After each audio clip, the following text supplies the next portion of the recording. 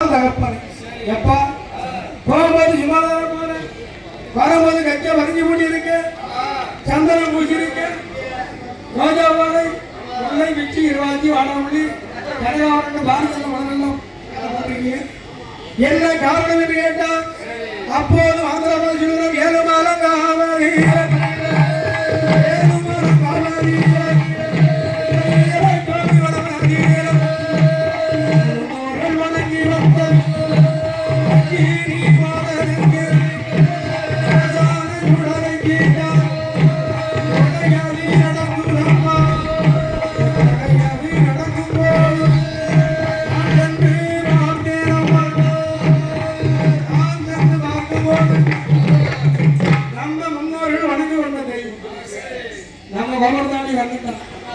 அப்படின்னு சொல்லி யாரும் ஆண்டவர் வரல.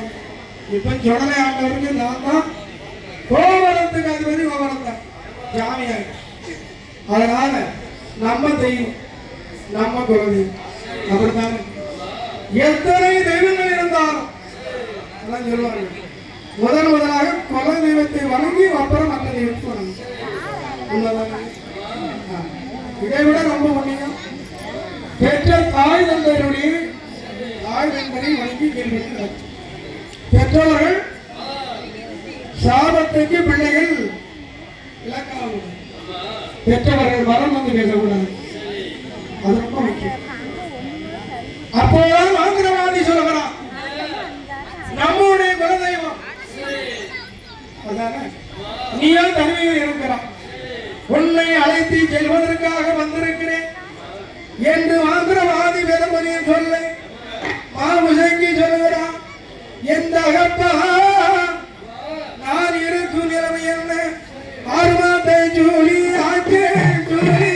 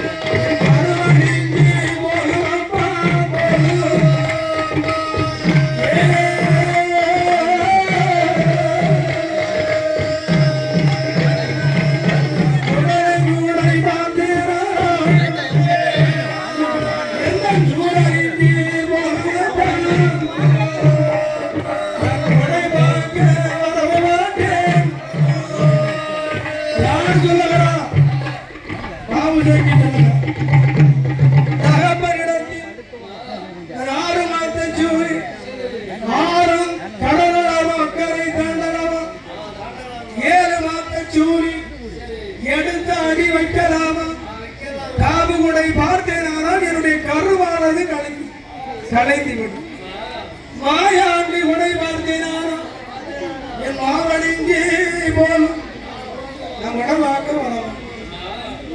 அப்போது நான் ஆந்திரமாக சொல்கிறான், என் மகளே நான் பெற்ற செல்வனைய தேரே திரும்பியவை விட்டாது இல்லை நானே மரகதமே பள்ளியேப்பு ஆசுக தவறாக பேசாம காம குடை வார்த்தையாரா ஒரு கண்மணியை பெற்றது, சுடலை குடை வார்த்தையாரா ஒரு சுந்தரனை பெற்றெடுப்பாய், மாயாண்டி குடை பார்த்தால் ஒரு மைந்தனை பெற்றெடுப்பாய், பேச்சு அம்மான் குடை பார்த்தால் அழகான பெண் குலத்தை பெற்றெடுப்பாய். குணமார்க்க என்ன வேணாலும் நான் வர்றது இருக்குது பார்த்தால் மாத்திரவாதி. இதுக்கு வேற நம்ம என்ன செய்யக்கூடாது, பேசக்கூடாது. நம்மகிட்ட தான் இருக்காது. மாயப்படி மயக்கப்படி எடுத்தால் பெற்றவள் என்று மாறாமல் வளர்த்தவள் என்று மாறாமல் மகளுடைய பேரிலே எப்படி விட்டறிந்தால் கொடி வந்த மாத்திரத்தில் மாமுசங்கி பெருங்கோடியான்